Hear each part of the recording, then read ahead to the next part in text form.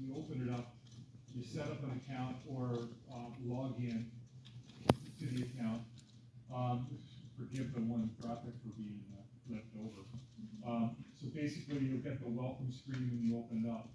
And if the printers have already been set up, I think I'm pretty sure it's account related, so you may need to actually manually set up the printers when you log in. So this is the software.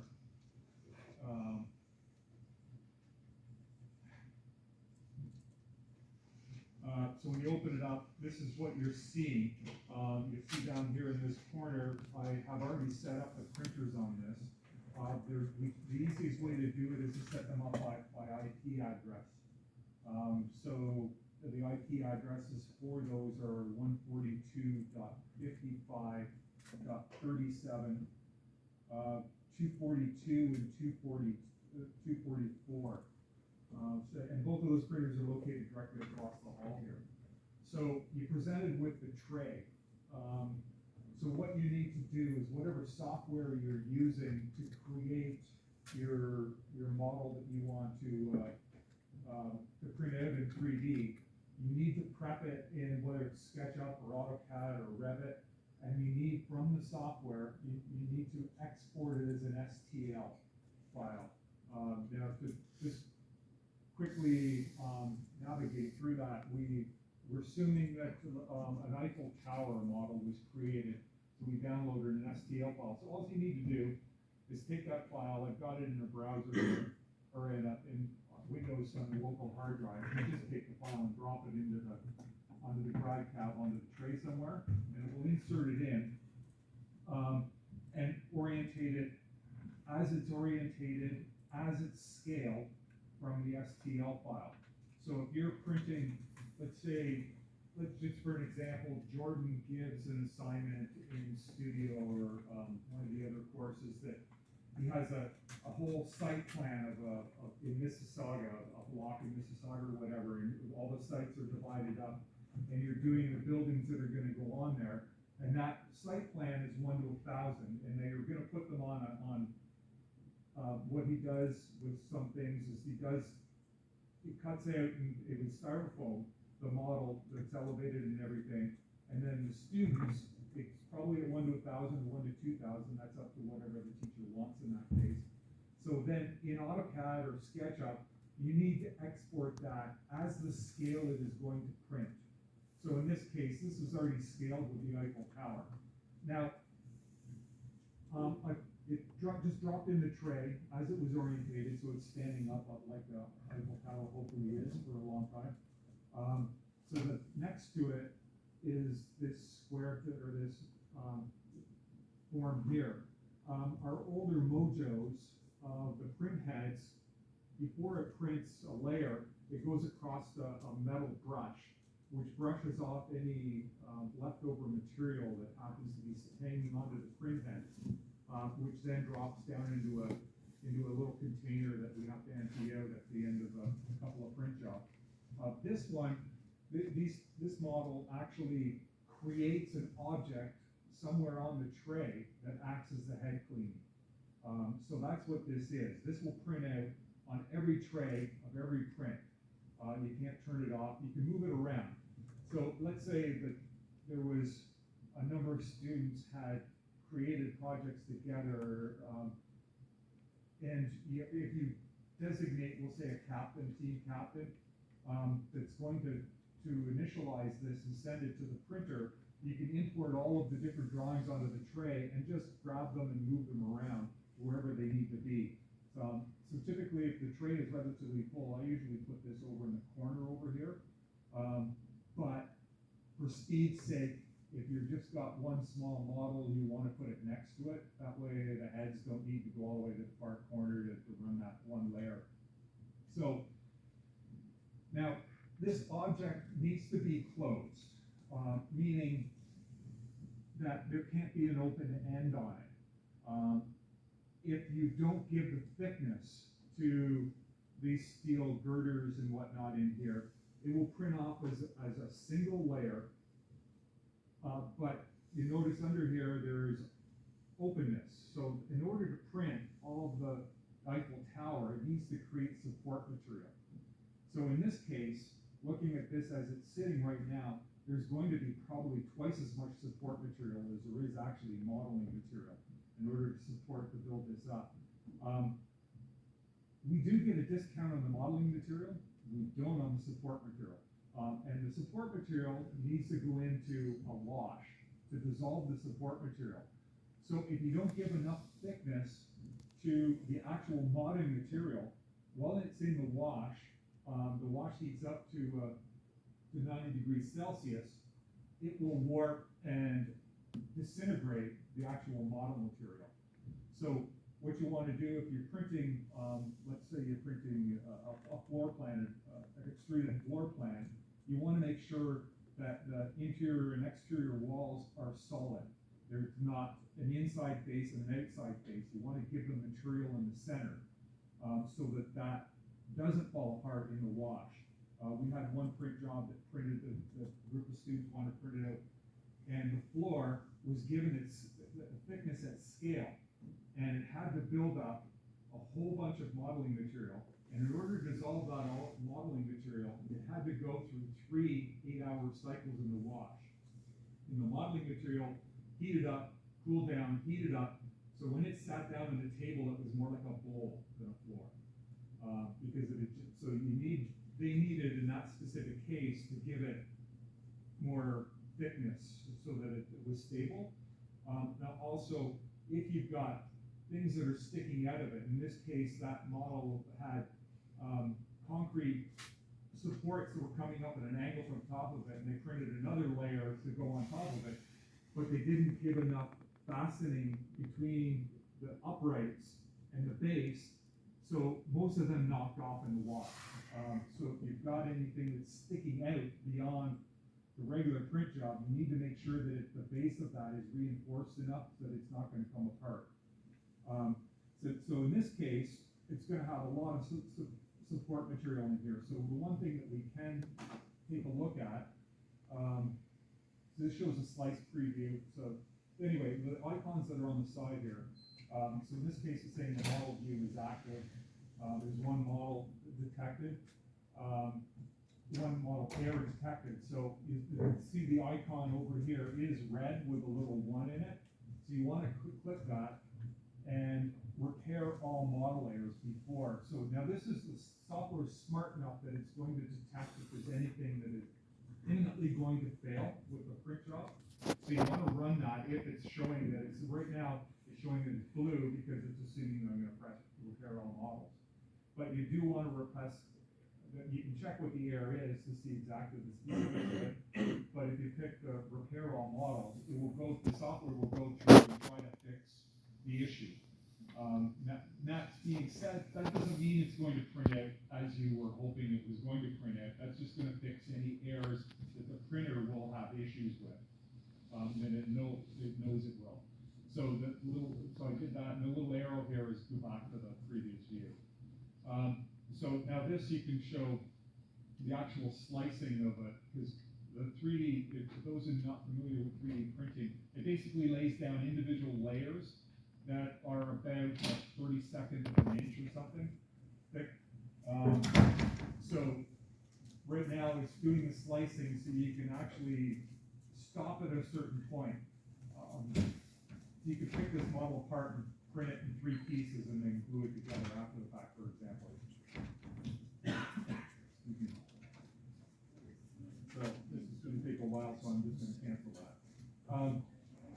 So to select the object to view for just model information, so you can pick that and pick the model, again, move it around or whatever. The tray settings, I wouldn't change any of the default settings on this because this is what the printer by default assumes that the print job's going to be. If you change this, it could affect the print quality or the time of the print. So if you slice, you notice that the slice height is 0.01 inches. So that's pretty thin. So you don't want to adjust that, because what it will do is build those layers on top of each other, and it bonds that material together, which will form it up. So the support tip, again, these are just defaults. Just leave them the way it is. Now, when you get to model settings, like I was mentioning earlier, if you've got, let's say, an exterior wall, you've got a face on one side and a face on the other side, you want to build the infill to make it solid. But what you want to do is, to save material and time printing, you want to use one of these settings. So this is solid. This is going to print a solid piece of ABS. So the inside stuff, you don't want it to be solid. For example, when you put a solid object in the wash, we'll see right at the bottom, you think it's solid. Where if you have sparse, the sparser it is, the more buoyant it is, it will float, which actually helps it move around to dissolve the support material. If it's sort of half floating, half suspended, the flow of the wash station will move that around and allow that liquid to get in and dissolve the modeling material. So you don't want to make it solid unless it's a very small, thin, like if you're printing a 1 to 1,000 wall thickness, then you probably want to make that solid. But if you're printing something at, say, 1 to 50, you want to use a sparse infill. So that it doesn't affect the outside appearance, it's just inside that closed solid thing. So it will speed up, in this case, using this setting as opposed to the full solid, will speed up the print job probably 20 to 50%, which is good.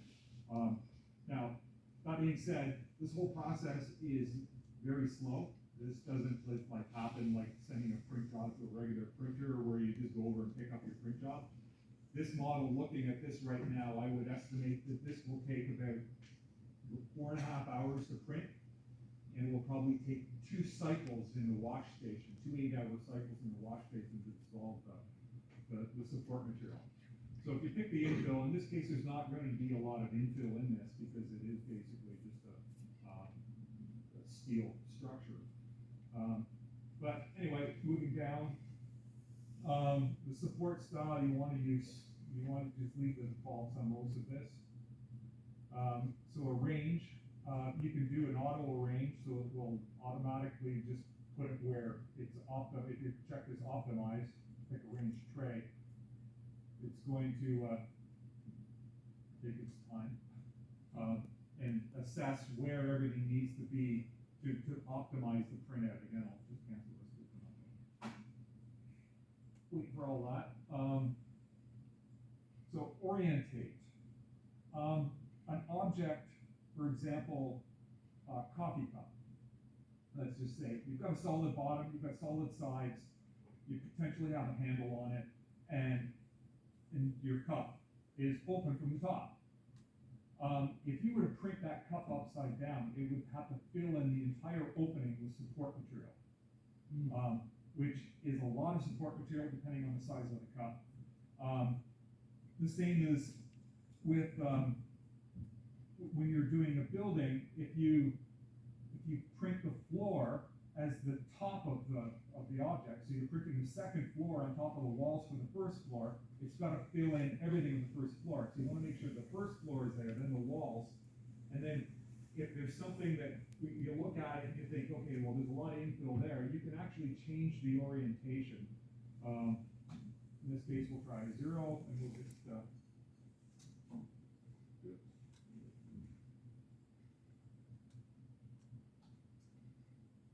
see, we'll change the orientation of it. Or you can pick the orientate the face. So you can pick this face and say that that's the bottom, and it will orientate it whatever way. So when we've got this upside down, you can see that there's going to be a lot of support material in there. There's going to be support material rolling the other way. So the best orientation of this is just to basically orientate it. This specific model is orientated to the bottom, and that will be the bottom. So you flip it back over. But you can, if you've got something that there was a couple of models that we printed out that one of the walls was on an angle, and we flipped that over to this, and it used a lot less support material. So it's just a matter of being smart and looking at that orientation to try to figure out the least amount of support material, because the more support material there is, the more modeling material is, the longer the print job's going to take. The more support material there is, the longer it's going to take in the wash to get rid of that support material. Because the wash has apparently, they say, an environmentally friendly solution that interacts with that support material, and it dissolves it, and it turns the liquid in the wash into basically a milk. It looks like milk after it's been, there's a whole bunch of models been washed. It starts off clear, and then the more support material that dissolves in it, the whiter it gets. And it gets to the point where it's just so saturated that it doesn't work anymore, so we'll have to change the liquid in it, which is a little bit of a process. It's not a big deal, but we do it when we need to do it. So basically, see now, if you didn't scale it properly, when you were exporting it from SketchUp or AutoCAD, you can actually do the scale here, but you need to make sure you get that number right. So if it's a 1 to 1,000, in this case, the scale might be 0.001 to indicate that we want to scale it down so it's at 1 to 1,000. But since this is scaled at the, in the ballpark of what we wanted to print out. So the manufacturer notes, this is if there's notes attached to the actual STI ball. So what you want to do next, the document says here, so you've got all your printers here, load the file, orientate it, make sure the orientation and scale are correct. So basically that's where we're kind of at right now. So the printer will be down here. If the printer isn't listed, see the printers are at the top, listed under printers, there's templates. Now, if you were using this software to send the job to one of the Mojos, which the Mojos, our printers, the new two printers are network printers, so they actually have an IP address assigned to them. The other printers, they're not, they're a USB cable, so you actually need to do it at the workstation. But you can use GrabCAD at any workstation in the lab and use a basic template. I can't remember specifically which one it was. I have to look it up again. But I think it was the Uprint.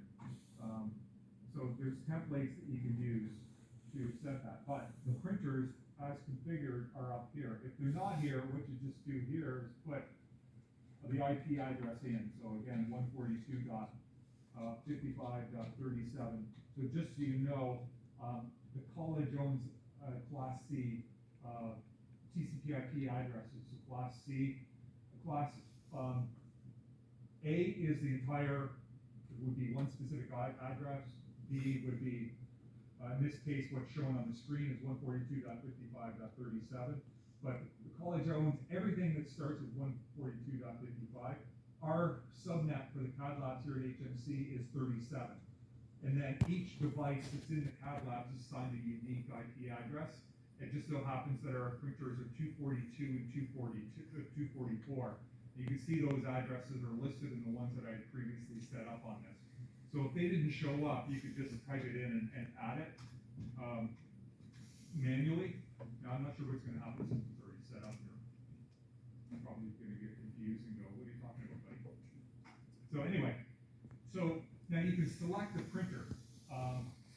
Right now we have one that is white modeling material and one that is black. This one's the white one, ivory. It says IVR under the name, so that's ivory, and the BLK is black. This one's ASA, which I can't remember what it stands for, and this is ABS material. So there's a little bit of difference between the white and the black material. They're both equivalent of each other, it's just the way it's manufactured.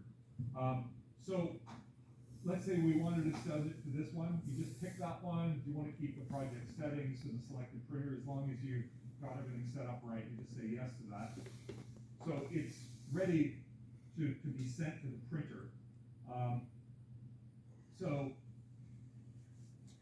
move that along. So you can close that down, and then there's print. You just said print, and it doesn't match the material. We continue anyway in this case. now what it's doing is preparing the print, so it's going through and doing those slices and calculating what it needs to do. And when it's done, it will send it across the network to the printer. Now, due to the fact that there is a number of things can be done with these 3D printers that we definitely don't want done, there will be a verification in place that a designated employee, whether that's Ram as a faculty member, one of the other faculty members, or myself, or Antonio over here, will need to go into the printer and press the button to say print start. The access to the room is currently supervised only. We don't want somebody to pull off the internet gun and print, or sexual aid, or something that could be offensive to any member of our student body. So that's why we want to make sure that if somebody sends a print job to the printer, it's a legitimate print job, that it's not somebody that has plans to use it for something we don't want to be associated with. Because everything that happens comes back to the college, and then of course everything is logged on this, the same as everything else you do in the college. So there's logs of who sends these print jobs, so that if something is realized that it prints out, and the printer actually retains most of the most recent jobs, so we can go back after the fact and reprint something, or monitor what was printed or whatever.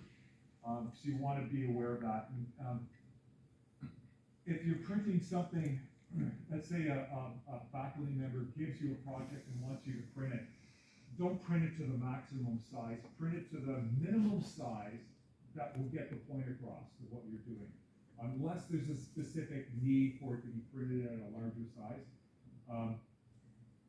In the past, what we've tried to do is, when we monitor these jobs, if it's saying it's going to take more than 6 hours worth of printing a time, when there's a big crush on to have printing done, we'll tell the student to go back and figure something else out. Because if we've got 60 students that need something printed out for an assignment that's due on Friday and it's Wednesday, these printers are going to be going nonstop the whole time. If somebody sends a job that's going to take 30 hours, guess what? That means that almost everybody else doesn't get their print jobs out on time. So you want to be aware of how long it's going to take. It should tell you at some point here in this processing how long it should take. And then we just need to go over to the room across the hall, which we can do as soon as this ever decides to finish up. They're constantly releasing, because this is basically a new technology, the GrabCAD print. So there's updates that are coming out regularly, and like any updates you get for software or OSs, some of them are great, and some of them screw things up. So sometimes they'll get this so that processing with this, because since this is steel girders, it's sitting there processing all of these little cross girders and everything, so it'll take a little bit longer. So, but if you've got a simple floor plan of a cottage that's 2 bedrooms, a bathroom, a kitchen, and a living room, and it's gonna process that a lot quicker, because there isn't all those extra little tidbits that need to be printed. So basically that's an overview. And again, as I said earlier, this piece is going to print out, it's going to be whatever the height of the finished printed model is, because it has to go and lay down that layer to clean the head all the way through the process of layering. So I know that there's a course, I'm not sure if they're still using it, but in the past, before times, we'll say, before the pandemic, where 6 semester students were designed a lantern of some sort. And that's where some of those projects were really bizarre. So doing the orientation, to flip it on its side or on a 45-degree angle or something, they thought was important to maximize the speed of the print. Where most drawings of buildings, you may have an overhang of a building. Like for example, the entrance at the far end of the A wing is a little bit overhang. If the building's got a roof on it, and you're not not gonna have it inside, that's where you wanna make the inside of the building sparse, so it's just a modeling shape. You wanna make the inside sparse as possible. You wanna make it solid. You don't wanna have it with the partitions in it, if you're just gonna create basically an outline of the building. You don't want anything in the building except for some solid material. If you leave it empty, it'll fill it with modeling, or with support material, but the wash can't get in to dissolve it, because it's a sealed building, right? So if you're making a building solid, again, you wanna use the sparsest material to make it the quickest print possible. So basically that was sent to the printer, so that is kind of the end of the computer end of things, because right now it's sitting at the printer across the hall. See, we've got the printer's got one job. This is from one printer is sitting idle, and the other one has one that's waiting, and it's showing in here that it's going to take about 4.5 hours. Like I said earlier, pretty good estimate. So we know that once the printer is started, it still needs to, but you notice when I press that start button, this sidebar came up. There's a camera inside the printer. Right now the tray is at the bottom. You can see the tray at the bottom. And when the tray goes to the top to start the first layer, it's right at the top where this white line is. So the light just turned on, so now we can see it a little bit better. So it's telling you the amount of support material. Look at how much more support material it's using than modeling material.